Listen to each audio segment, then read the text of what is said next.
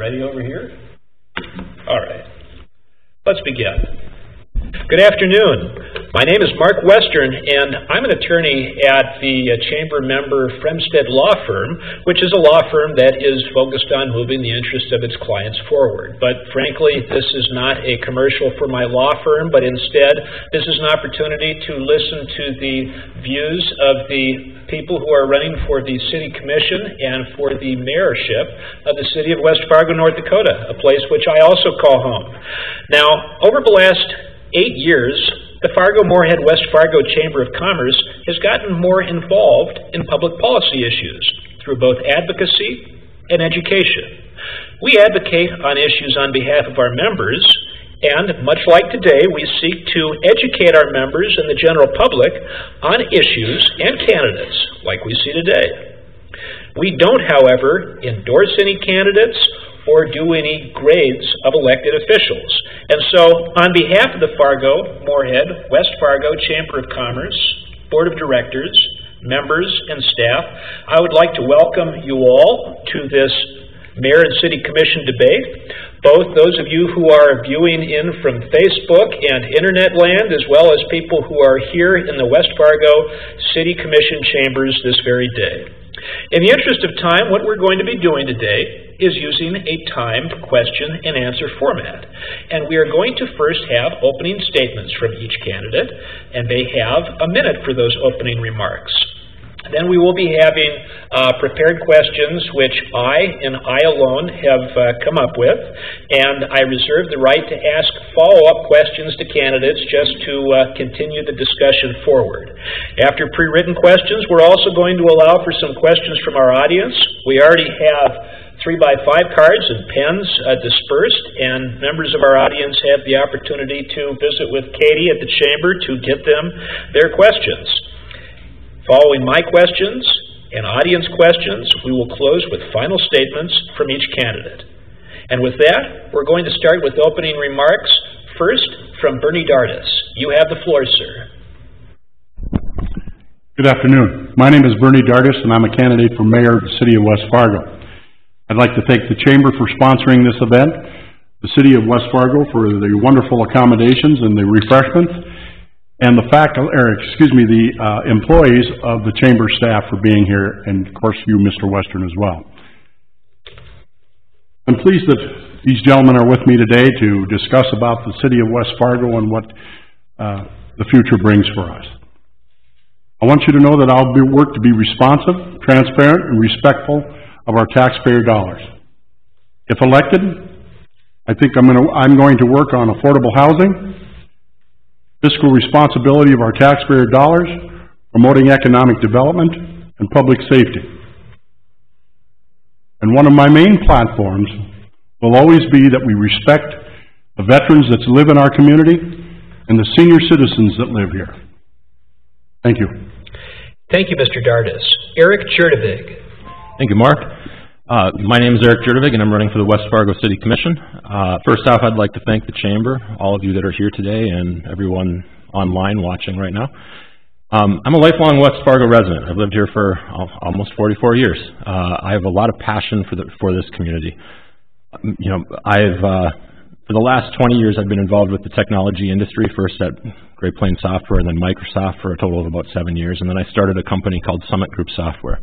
I moved that company into West Fargo actually about 8 years ago, and so I know a lot about, you know, the decisions a business is going to look at in terms of moving to this community and what they're looking for.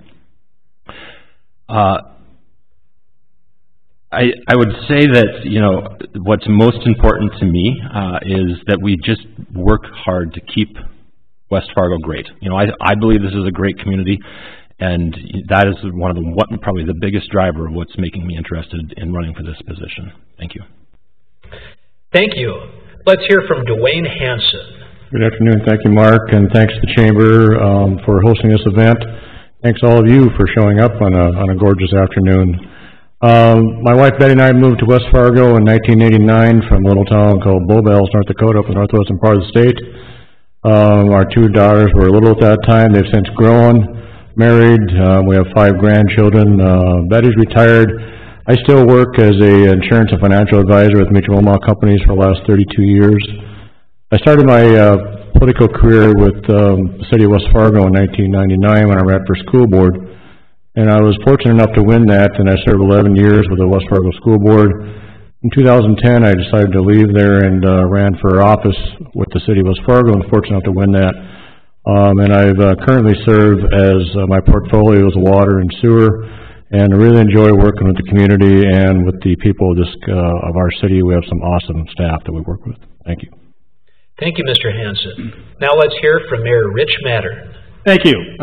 My name is Rich Mattern. I'm running for re-election for the mayor of West Fargo. You can learn more about me by going to my website at matternformayor.com. And I've been married to Jody for 34 years, and I have two wonderful daughters, Annie and Jessie. For West Fargo, my record of positive growth in business and home ownership, I think, speaks for itself. You just have to look around and see what's happened in the past few years since I've been mayor. I've enjoyed working side by side with our excellent city staff and fellow commissioners.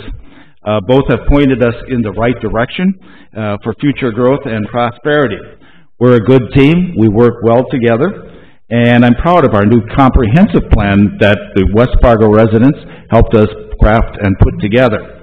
The plan sets us up for a promising future, and I look forward to serving as mayor to help us guide us through that promising future. Thank you, Rich.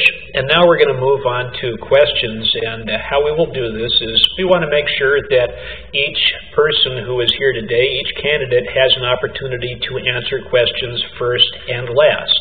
And so we will start with Bernie Dardis. Question number 1. The city of Fargo had its share of discussion about the elimination of special assessments. However, we are in West Fargo today, and West Fargo is its own jurisdiction that sets its own ordinances and its own rules on specials. Are you satisfied with the current system? And if not, how do you fix it?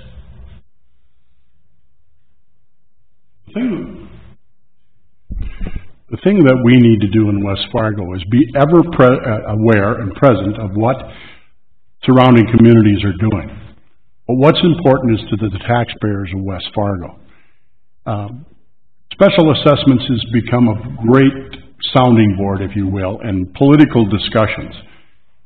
If I was elected mayor, those discussions would never take place in front of a TV camera, in front of a microphone on a talk show, but it would be with our city staff. It would be my fellow commissioners sitting down. And then we would invite to the table the home builders, the realtors. They should be a part of that discussion too. All keeping in mind that it always depends on what's best for the city and for the taxpayers of West Fargo. So, we have to take a look at what's going to transpire in all these other discussions in these other communities. Thank you. Eric Gjerdevig. None of us like special assessments. And so I think the city has an obligation to try to, manage the costs of things as low as we can, or, manage the special assessments to the lowest level possible. And I think, credit to our current commission. I think they certainly strive to do that. I will say that I think there are a few flaws, that have certainly been called out on the Fargo side. Adding interest charges onto the interest the city is being charged, adding administrative fees in sort of just programmatically. Both of those things to me seem wrong. And if that money that's coming in there isn't specifically tied to the special assessment to that property, in my opinion, those are some things that could be fixed, and certainly would lower it, although not probably as much as people would like. Duane Hanson. If special assessments was an easy fix, it would have been fixed a long time ago. I think there's a place for special assessments, especially when you're developing a new piece of property, because the city can borrow money a lot cheaper and a lot easier than developers can. But with that said, where the issue comes with special assessments is when you're going into a developed neighborhood where you have aging infrastructure and you're trying to replace water and sewer mains and things like that, or roads, and it's really difficult to go back in and special assess those folks, especially some of them that live in the older part of town that are on fixed incomes. That makes it very difficult. So I believe that we could definitely think outside the box and try to figure out a way that we could lower some of those burdens on those people. I don't know if there's a way that we can do that, but we certainly need to be talking about it. And hopefully we can do that if I'm reelected. Mayor Mattern. I agree with Commissioner Hanson that I think after the election we'll take a close look at it. The comprehensive plan that we just completed calls for us to take a look at special assessments, and I know that our planning and zoning department is already starting to look at that process.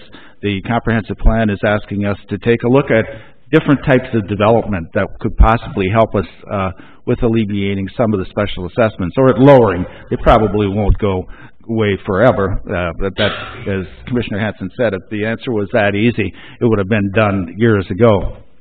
Also, for our aging infrastructure, the engineering firm of AE2S is looking at our aging infrastructure, how much of it needs to be replaced, and how would we replace that with at a cost-effective manner and different ways to pay for it. The easy answer is we need to expand our current businesses, and we need to add businesses. The more we do that, the more sales tax we have, the more we can put it back into special assessments. Thank you. And so our next question will be first to Eric Gjerdevig, then on to Commissioner Hanson, Mayor Mattern, and Bernie Dardis. Number 2, the Dakota Access Pipeline protests are long since over. However, there continues to be a debate in this country and in this region about how there should be civilian oversight of law enforcement. Are you satisfied with the West Fargo Police Department and the oversight exercised by the city? Eric. You know, the short answer is yes.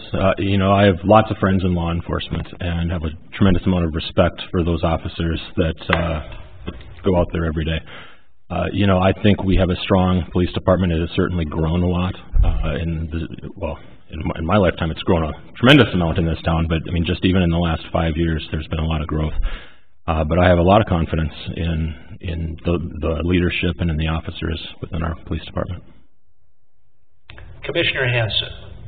We have a wonderful police department. When we brought Chief Yonke here, his expertise and experience and team building skills have shown in a big way for us.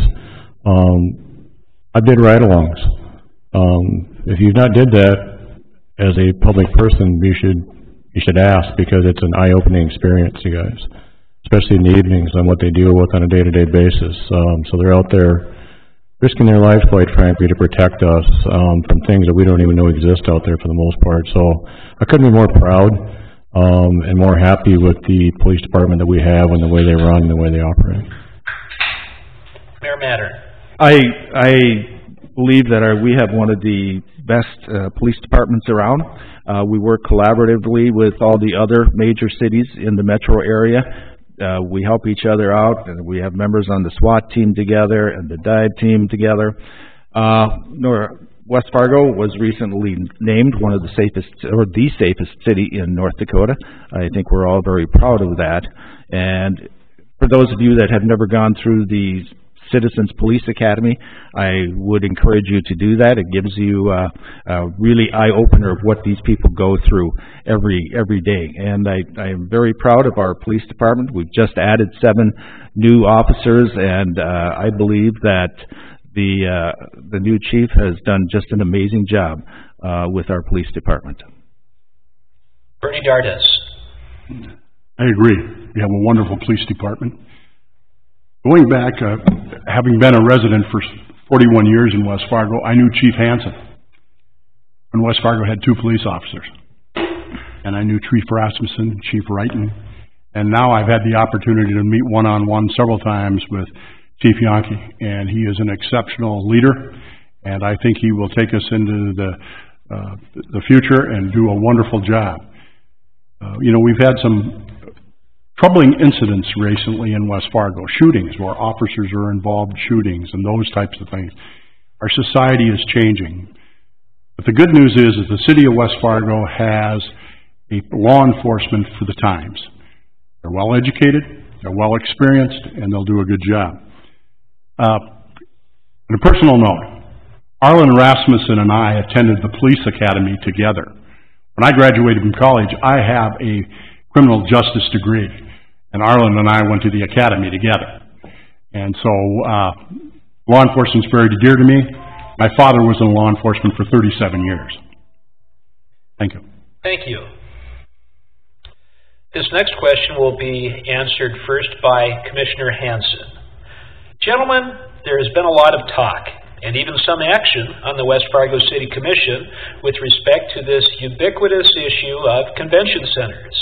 Just 3 days ago, the City Commission slowed things down by demanding what I understand to be a public engagement plan. Our question for you is, what amount of money, if any, should West Fargo commit to a regional convention center? And is this something that's just for ag shows, or is it meant to be a true convention center? Duane Hanson. I have no idea how much West Fargo should, as taxpayers, put towards that. I think there needs to be a lot more conversation than what's been had with the general public as to whether they support that whole program, what that looks like, what kind of a quote-unquote convention center is it, who's running it, how much is it going to cost to operate, who owns it, who owns the property, who owns a lot of things. There's a lot of questions that need to be answered before we decide how much money is going to go out there and with any expectations of getting any of it back or any of it. That's why I was opposed to going any further than what we were at the other night, for those very reasons, because we need to talk about, before we commit taxpayer funds or those things, we need to talk about what that whole picture looks like. I think there's options out there that could certainly work. We just need to have more conversation about them. Rich Mattern.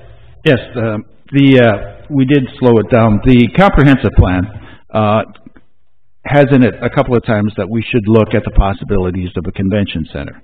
And so we have been talking to Brian Schultz out at the fairgrounds, but Commissioner Hanson's absolutely correct. We don't know how much it's going to cost. We are just in the discussion stage, and there's certainly a lot more that needs to be done collaboratively with the Convention and Visitors Bureau, maybe the Chamber. There's lots of discussion that needs to take place. We're still looking at very first steps. Matt Marshall, our Economic Development Director, pointed that out clearly the other night, that that's the stage that we're at, is just taking that first step, and where do we want to go? And that includes public engagement, certainly, and the idea that we want to do this at minimal risk to city residents and financially. Bernie Dardis. Great question. The discussion on the convention center, the expo center, whatever one wants to call it, has been ongoing for over 2 years. During that time, I've sat down with Brian Schultz for 2.5, 3 hours. I've visited at length with Matt Marshall, our Economic Development Director. All great people, all engaged in the possibilities of what could happen. But there were a couple of shortcomings, and I don't blame individuals for this. This is a discussion that should have taken place at a higher level with the Fair Board and with the City Commission. And this responsibility is that, where was our fiscal analysis of this? Because at the end of the day on Monday night, the first thing that was said by the Convention and Visitors Bureau Chief, Charlie Johnson, Mr. Schultz, is that a convention center would never make money in West Fargo. But yet we were contemplating spending $20 to $25 million on a facility that wouldn't do it. It needed more discussion, and I commend Commissioner Hanson for taking the lead to reevaluating that discussion. Thank you. Eric Gjerdevig. You know, first off, qualitatively, I think the idea of annexing the fairgrounds, the selling of some of that property that would be commercially developed, the development of a convention center, these are all good things for West Fargo. It would drive higher, more sales tax revenue into the city and more commercial property tax revenue into the city. Quantitatively, though, it's the math that's the issue, and that is how much we're going to spend in order to make that happen. I guess the quickest answer I can come up with for you is the revenues that come from those items, sales tax revenue, commercial property tax revenue, in my mind have to outweigh the costs. And at that point, it's a net positive financially to the city as well. But I think it is, a great opportunity in talking with Brian. It's a very interesting idea, and land within the diversion it comes at a high cost. And so if we can annex that into the city of West Fargo and benefit from it, I think it's a great thing from the city as long as we can financially afford it. So I'm going to take a moderator's privilege for a follow-up here for each one of you gentlemen. It sounds like the consensus of this is that, well, it's worth taking a look at. We have to have conversations. We have to think through the issue. That's what seems to me to be the general consensus from each of you gentlemen. If you would set a deadline, do you think something like this should be done 2 years, 4 years, 5 years? Any timeline at all. And I'd like to just start in the same order in which had answered the question before, beginning with Commissioner Hanson. Not really a timeline for answering this, but, you know, timeline on getting this done. Is it reasonable to expect a timeline? No. I think we do it, if we're going to do it, when we're ready to do it, after we've got all the information that we need. You know, when you set timelines on something like this, it pushes sometimes people to make decisions that we're not ready for. As commissioners, we make decisions today that can have either good effects or bad effects on people that sit in our seat 20 years from now. It's a big deal. And so because of that, you need to take your time and make sure you get all the information, have all the inputs you need from the general public, and then make decisions. Whether that's 6 months, a year, or 2 weeks, it doesn't make any difference. Mayor Mattern.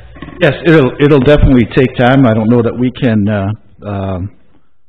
set a timeline because we're dealing with, we have to engage the general public and they get a feasibility study and to find out the true costs and how we could manage it.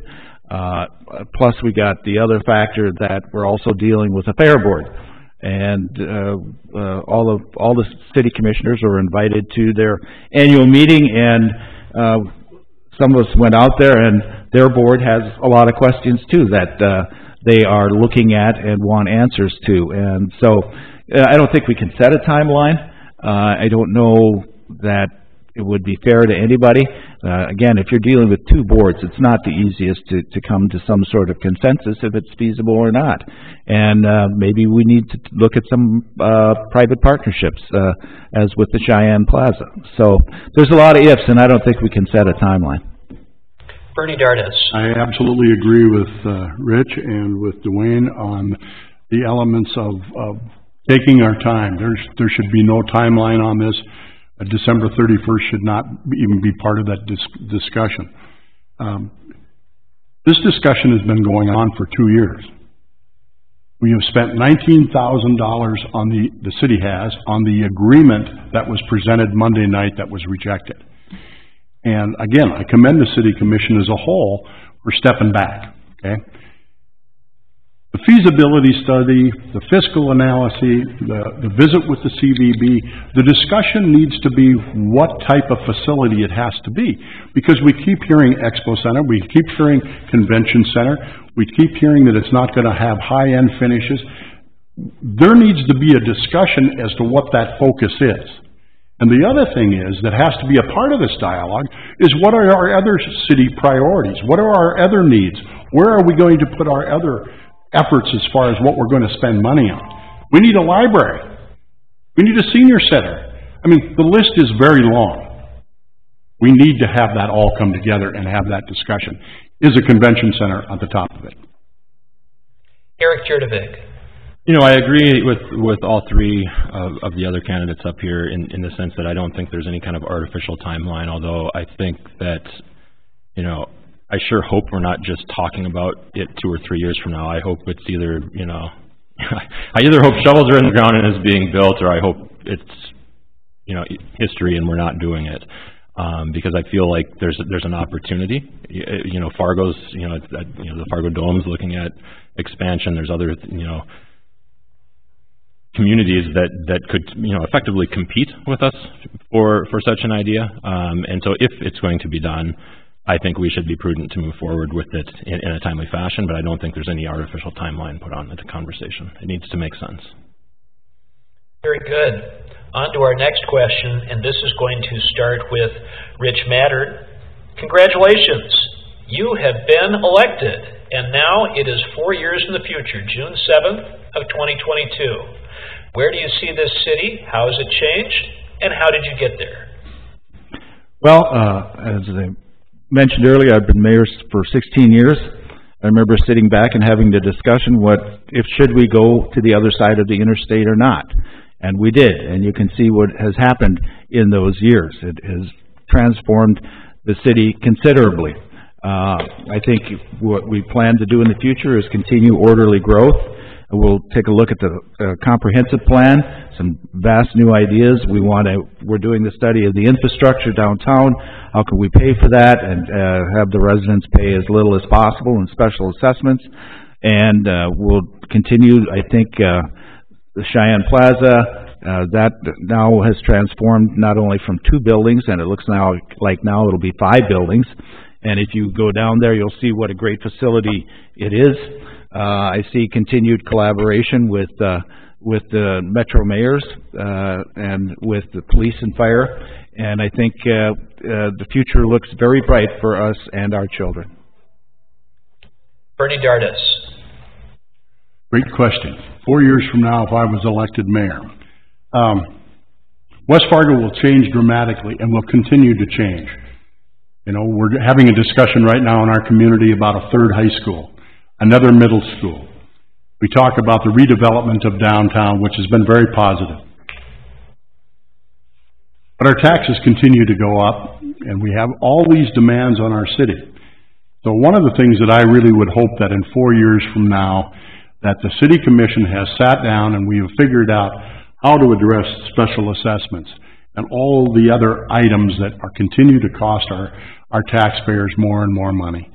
I hope that our state legislature is in a better place financially, that they are able to take on some of these things like buy downs on property taxes again, and those types of things. There's, you know, to look into the future is exciting. I hope I have more grandchildren. You know, that'd be one of my first goals 4 years from now. But those are what we need to have. We need to continue to grow our city. We need to build our economic base, and I want to be a part of that. Thank you. Eric Gjerdevig. Well, on a lighter note, we can all be happy that we won't have the spring smell of the sewage lagoons from now, thanks to our current commission. Is that a promise? It's going in that direction. You know, my hope would be that, you know, on the topic of affordable housing, that we've at least started to, you know, inch towards, you know, more control over our property tax, over special assessments, and you know, I'd be lying to make people or to suggest that, you know, those are going to be substantially changed in that time frame. That would be misleading. But I certainly hope that we've sort of peaked, and you know, citizens start to feel like those things aren't increasing on them every single year. I think that, to me, was probably the most important issue on the table right now. Commissioner Hanson. It's amazing, you guys, what's changed in this community since 1989 when I moved here. I mean, it was dramatically different than it is now, and you know, because you've lived here all those years, Eric. But I was president of the school board when we bought land down where Cheyenne, you know, high school sits today. I remember saying to Dr. Cheney, I said, you better pick up the phone and call Rich, because we're going to need to annex some property into the city of West Fargo. That's how much things have changed, and after that came the overpass. The diversion made a huge difference for this community. It's all we can go. I mean, there's no end to what we can do in this community. Who would ever thought 10 years ago that we would be, you know, hooking up with Fargo to get our water supply, or to take care of our sewage system so that Eric doesn't have to smell those lagoons, okay? I mean, there's no end to what can happen in this community. These people in this community are engaged. They're wanting this community to grow. There's just a lot of things that we can do over here and we'll continue to do, and I'm extremely excited about being part of that. On to our next question, and this is going to go back to start with Bernie Dardis. West Fargo is a part of the Fargo Moorhead, West Fargo, Dilworth, Horace, larger metropolitan area. And unfortunately, you can't be a candidate for something in West Fargo without having a question about flood diversion. We all know that the Red River does not run through West Fargo, but the Red River diversion is on hold pending further litigation, and costs go up with delay after delay. Do you gentlemen feel that you are in a position to break this logjam? What, if anything, should the city of West Fargo do And should it be expected to contribute anything to a Red River diversion? Bernie Dardis. I was chairman of the board of the Greater Fargo Moorhead West Fargo Chamber of Commerce when I initiated a flood task force for the chamber. Recently, Governor Burgum appointed me as one of 8 from North Dakota to represent in the dialogue between Governor Dayton and Governor Burgum with regard to the DNR and their studies. I am an advocate of the diversion. I have seen what it has done. I've lived in this community, my wife and I, for 41 years.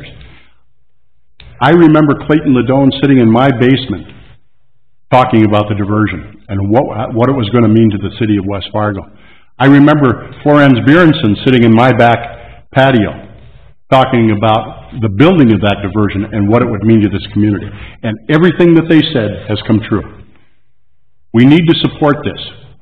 The children that we educate from Horace to Harwood to Western Fargo and West Fargo, they're all one. We're all one community. It's absolutely necessary. But if the county, the state, or anyone else tries to put special assessments on the diversion and cost to West Fargo, I will be your best fighter. Eric Gjerdevig. You know, flood protection is vital for our community. I agree that, you know, we are one large community and we have to kind of see ourselves that way. And West Fargo is also very dependent now on Fargo for very important functions within our city, such as our water and soon to be our sewer. So we need to protect those vital assets.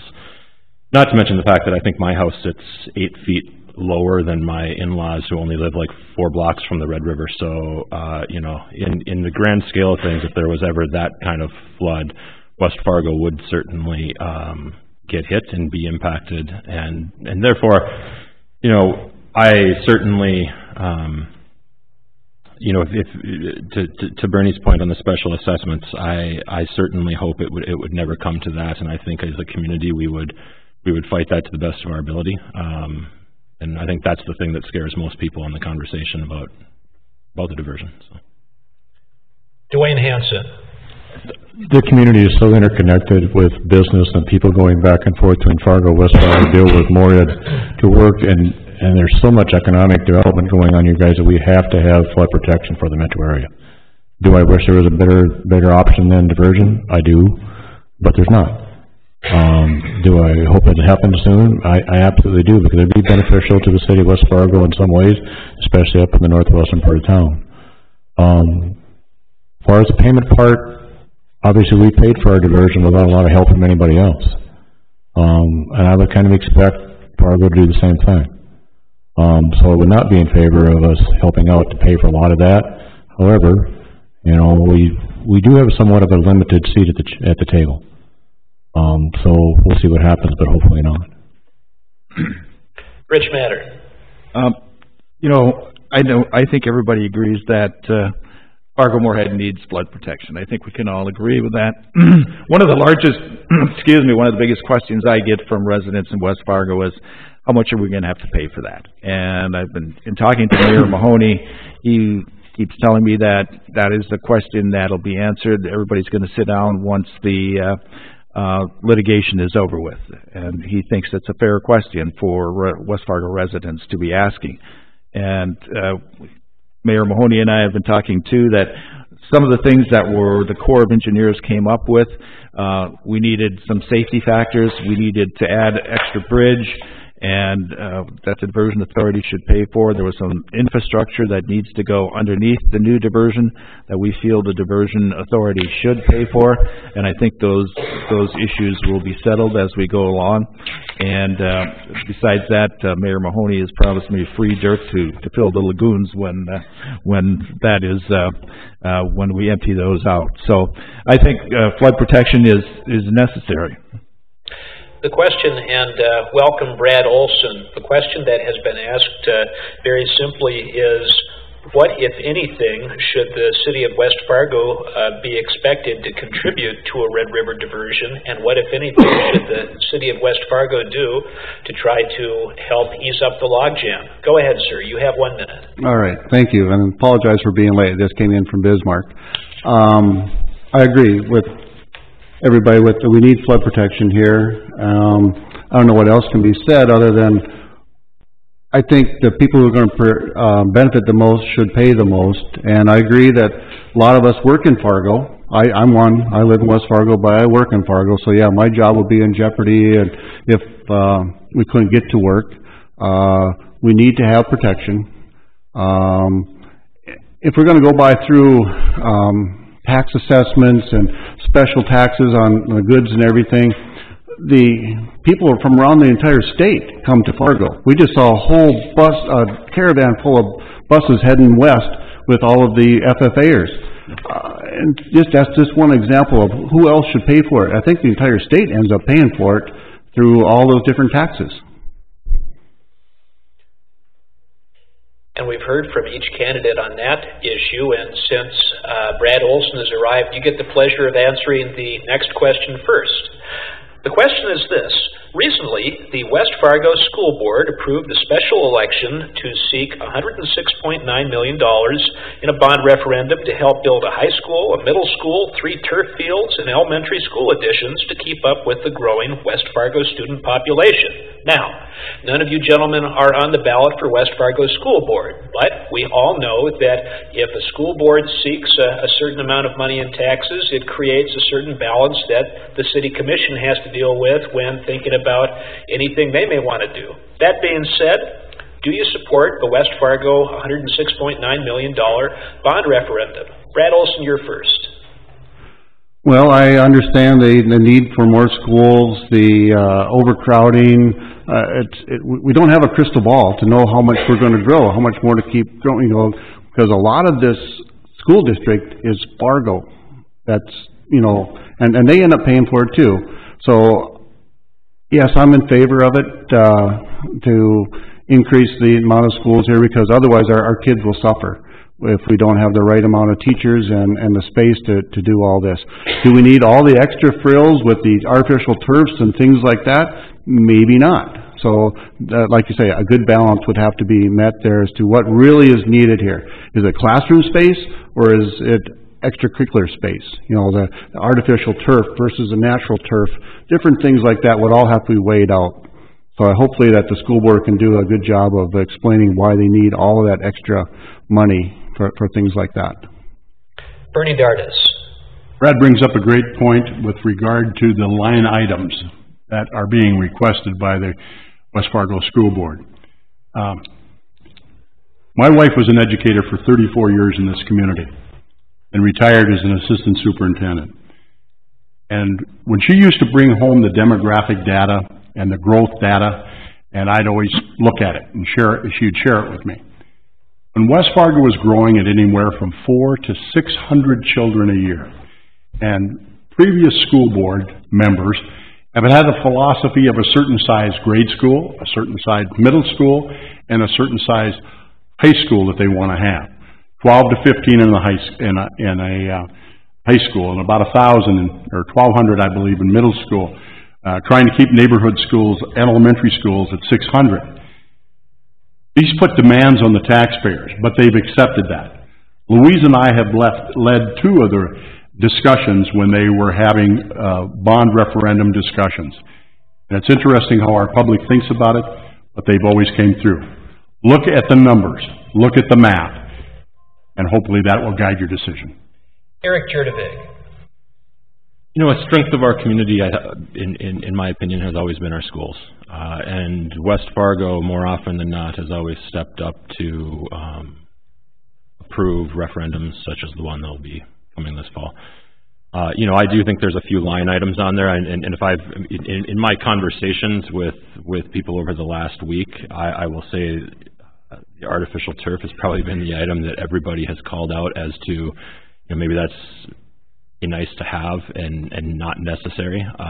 That said, that's actually a pretty small percentage overall of that referendum. So I'll certainly I'll be voting to pass it. Commissioner Hanson. In my time on school board, I was part of successful bond referendums and those that weren't successful. And so I would say that, but I've got to know the people that run that place over there through the years, and many of them are still there. I trust those people. If they're telling us that they need these things, then we probably need these things, you guys. And Bernie's right. It's growing by 400 to 600 kids a year. Actually, I think they wanted to do this 3 years ago as part of the bigger referendum, but it was $200 million, and they didn't figure that would fly. And they were probably right. But I mean, the numbers were there then. They just didn't appear overnight. So I agree with Eric. There's some light item things that I probably, if I had my choice, I wouldn't have put in there, but, you know, they are what they are. Overall, we've got great schools, great community, and I hope it's successful. Rich Mattern. When the last bond issue came up, Dr. Flowers said right away that Duane is right, that it would, 200 million probably wouldn't fly, so it was split into two. And so we all knew this was coming. There are some line items in there that people have been questioning, but again, overall, in the big picture, I think it's going to be necessary. I think when we look at Horace, it's probably going to be the next West Fargo because it's growing by leaps and bounds, and they'll need space. But I think we also have to give the school board a little more time to explain to us how it's going to be paid for.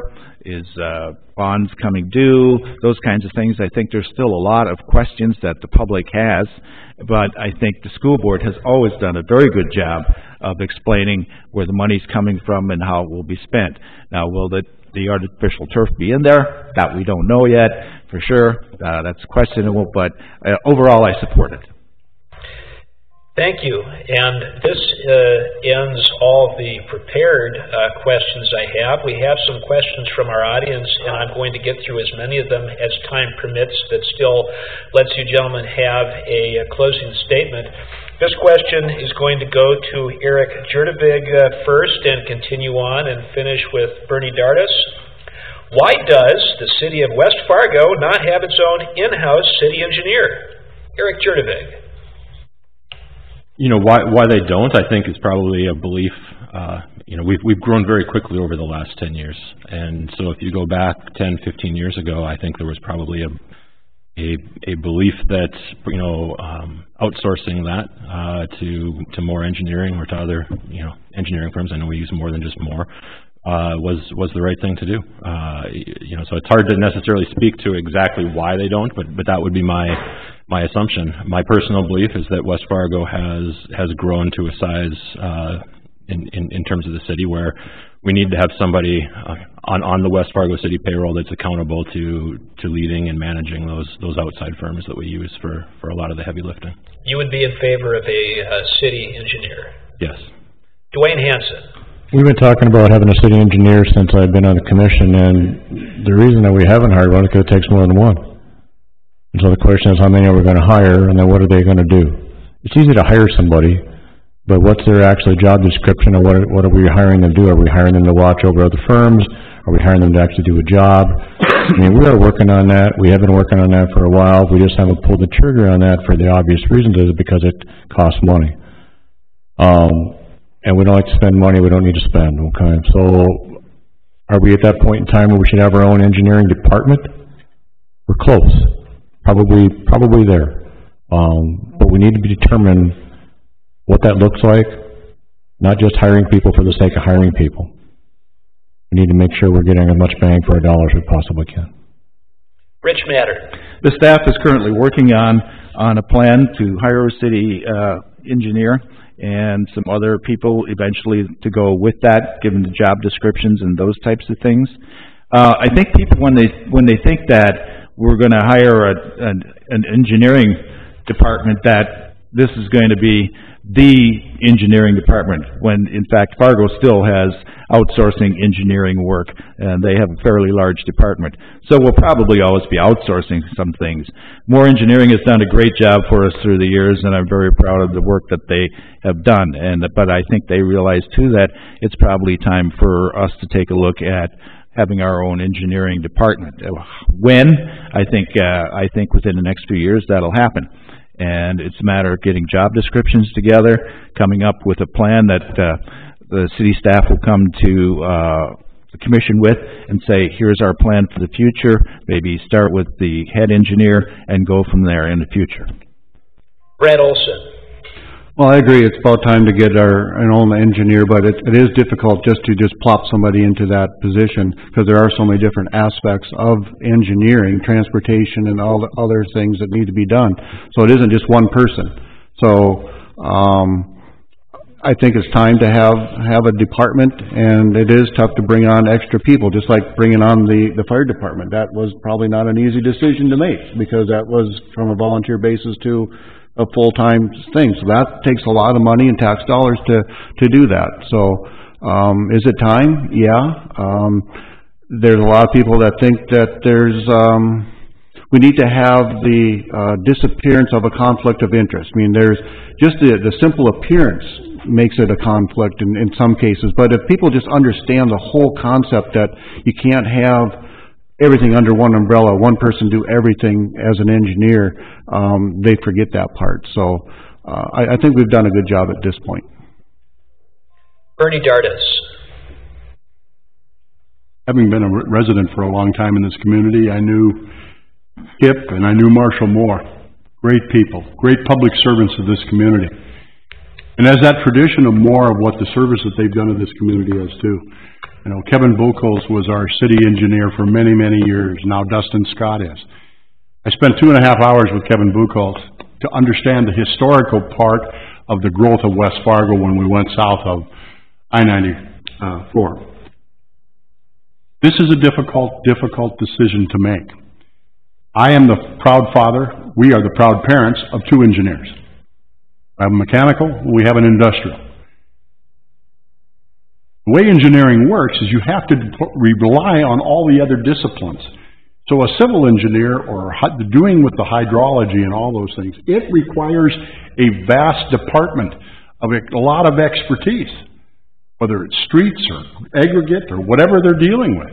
This is not an easy question for the city, because as they suggested, we're not talking about 1 engineer or 2 engineers. If we're going to have our own engineering department, we're going to end up still having to use consulting engineers. It's a very difficult question. More Engineering has done a good job for the city of West Fargo, but it is time to take a look. Thank you, Bernie. We have time, I think, for one more question from the audience, and I'm going to read it and try to work through it. The question is, do you think the city should, and this is going to start with Duane Hanson, do you think the city should be planning a new library, a community center, a senior center? I know that was discussed a little bit earlier in terms of priorities, and so I would ask you to answer, are any of these, if at all, priorities, and where would you place these in priorities, if at all? Go ahead, Duane. Good question. The comp plan, we discussed a lot of that during our comp plan. There again, with any of those, I think they can all be priorities based on what the community wants to do. I mean, all of those is going to require some type of bond referendum to raise the money to not just build them, but to probably operate them in the future with additional tax money. So I think we have that discussion with the general community about all those things, and maybe we can combine that into one nice building would be actually wonderful, and go from there, because you've got to have the discussion with the community to see if the community feels it's a priority, and obviously we can read that discussion and then we can go from there and take it to the community and see what happens. I would agree with Duane. I think it's a discussion that we'll need to have, and it may also involve a vote of the city residents to see whether they, as Fargo did with theirs, they bonded it out for a library or remodeling the library. The other question I would have is, should we, instead of a new library, should we consider a satellite library down south? I think one of the mistakes we probably made in the past was that when we built the fire department down south, we probably should have added a satellite library down there at the same time. Senior Citizen Center, I know that there's a couple of groups out there that we're hoping will get together as one group and speak as one voice. Right now they're not. That will come to the City Commission and give us sort of a plan of what they're looking for. I know Frank Lensmeyer is very adamant about getting a senior citizen center. The group now that he is with is moving over to the VFW, and I hope that all these groups will come together and come up with a plan. Brad Olson. all very good, amenities that are needed in our city. The library's aging. Can it be updated? I like Rich's idea of a satellite, and maybe that could be expanded onto maybe a community center or even a senior center center. You need the land. You need to know the spot where it would be, the proximity to all the different demographics that would serve. And, right now there's still some empty lots south of 94, right next to I-94 would be attractive, I think, to something like that, but then it comes off the tax base then too, so are we going to sacrifice some commercial retail, or are we going to do something? But I think we need all three of those things in the city to be improved. Bernie Dardis. Rich and Duane have both mentioned the comprehensive plan a number of times, and it's a marvelous document. But at this point in time, it's a document, and it's not really been vetted as to what our priorities are going to be. But it's a great starting point. And yes, I am in favor that we build a new library in the city of West Fargo. For the way that the library's been treated when they were moved from City Hall over to the Ladone Center, it served the public well. But it's time. It is time to start investing in our community needs that we have. When it comes to a community center, I'm a little softer on that than I am on the library. I'm very much in favor of a senior citizen center, and that has to be built north of I-94. That's just an absolute must, because all of our affordable housing, our senior housing, is all north of 94. So the idea of a satellite south of the interstate, fine. We need to address those needs. Eric Gjerdevig. I think the bigger question is just how we pay for both of these things. I think there is absolutely investment in the library. Special assessments. Not kidding. Go ahead. There's absolutely a need with the library to, either build a new library or a satellite. I think there's probably some research that could be looked at to determine which of those is better. And to me, a senior citizen center, something for our seniors in this community is quite necessary. I mean, you can go to some pretty small towns in North Dakota and find senior centers that the community has put there, and in West Fargo, there isn't. And these are the same people that we've asked to pay for school after school after school after school, and artificial turf, and all this great stuff for our community. I think as a community we really need to come together and provide an equally as good a facility for our seniors. Thank you all. This is the end of the question and answer session. We will have 1 minute closing statements from each candidate in reverse alphabetical order, which will start with Brad Olson and end with Bernie Dardis. Brad, you have the floor. Well, I'm not really prepared because I wasn't sure I was even going to make this session today, so I'm going to have to just shoot from the hip here. People ask me why I want to be on the City Commission, and I've worked in federal government for 35 years, and I've always had this community service about me, helping the people, and I just think this is just another extension of providing community service, help governing the city, help it keep growing, bring some new ideas, different perspective to the City Commission, and I would just appreciate your vote and your support. Thank you. Rich Mattern. My opponent and I are both experienced, but our experiences are vastly different. Sitting on boards and committees is considerably different than city governance. Running a city means listening to all points of view, forging relationship, and compromising to find solutions that are good for all of us. I'm a positive and passionate public servant with proven leadership skills and a successful track record. Working with our city staff and commissioners, I am proud of the progress our city has made since I've been mayor. Under my leadership, the survey tells us that West Fargo is a safe community, well-run, with great schools, parks, and is the envy of the state. West Fargo is a great place to live, raise a family, and expand or start a business. While my opponent talks in the negative, you only have to look around the city to see what positive growth we've had since I've been mayor. The city's future for our children and their children is full of promise and opportunity. I'm anxious to solidify those opportunities during the next 4 years. Thank you. Duane Hanson.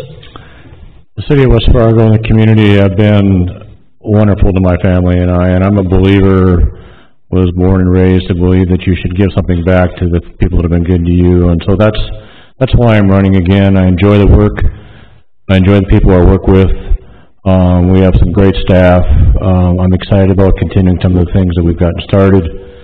And I just want to say thank you, obviously, to the Chamber and for all of you for showing up to this on a Thursday afternoon. Thank you so much, and I would appreciate your vote.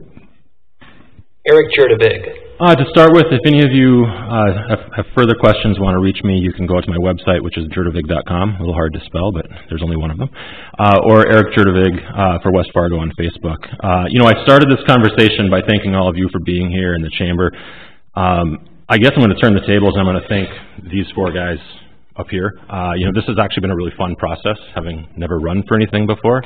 I've had great conversations with all four of them. So although, come Tuesday, some of us are going to get elected and some of us won't, the city of West Fargo, I do believe, wins in the end, and that's pretty cool. So, thank you.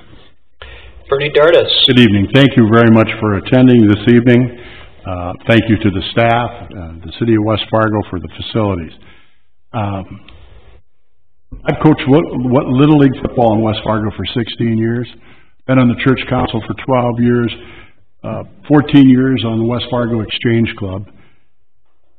The last four governors have all asked me to sit on their committees and advisory councils. And it's the first time I've been told that I don't have enough experience.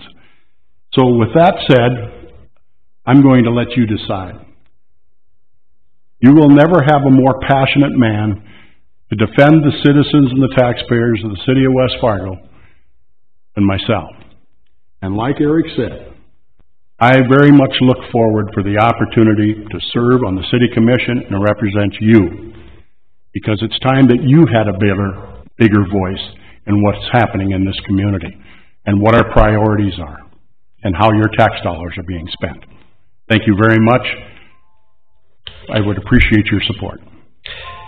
That concludes all the time that we have today, and again, I want to thank each one of our candidates for being here, and the Fargo Moorhead West Fargo Chamber of Commerce for hosting this event. It's been live streamed on Facebook. I'm sure we'll read about it in the newspapers and elsewhere. Like I said earlier on, if you've got questions, I am sure the candidates will stick around and answer anything to your best satisfaction. Thank you, and good night.